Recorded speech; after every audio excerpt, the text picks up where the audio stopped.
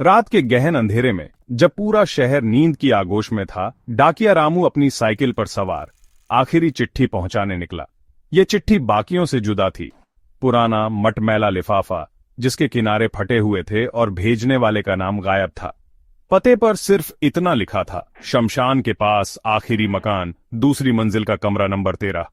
रामू का दिल धक धक कर रहा था, मगर उसका फर्ज उसे आगे खींच ले गया। शमशान की ठंडी हवाएं जैसे फुसफुसा रही थीं। आखिरी मकान एक जीर्ण शीर्ण हवेली थी जिसकी दीवारें समय की मार झेल चुकी थीं। रामू ने डरते डरते सीढ़ियां चढ़ीं और कमरे के दरवाजे पर दस्तक दी।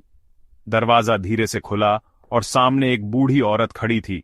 उसके बाल चांदी जैसे सफेद, आंखें गहरी और चेहरा जैसे कोई पुरानी तस्वीर। उसने चिट्ठी ली और उसे खोलते ही उसकी आंखें चमक उठीं। 70 साल बाद मेरा बेटा, उसका आखिरी पैगाम। माँ जी, ये चिट्ठी इतने साल बाद कैसे? कुछ चिट्ठियां वक्त की सीमाओं से परे होती हैं बेटा। ये मेरे बेटे की थी जो 1955 में उस आग में खो गया था। उसने वादा किया था कि वो मुझे ढूंढेगा, चाहे कितना वक्त लगे। उसने चिट्ठी रामू को दिखाई जिसमें लिखा था, माँ मैं वापस आऊंगा, इंतजार करना।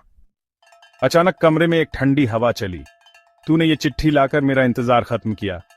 अब मेरी आखिरी ख्वाहिश पूरी हो गई। इससे पहले कि रामू कुछ कह पाता, कमरे की रोशनी टिमटिमाई और एक पल में सब अंधेरा हो गया।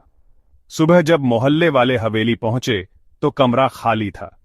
चिट्ठी फर्श पर पड़ी थी और उसके नीचे एक पुरानी तस्वीर थी, एक जवान लड़का और वही बूढ़ी औरत मुस्कुराते हुए। तस्वीर के पीछे लिखा था, अब हम साथ हैं हमेशा के लिए।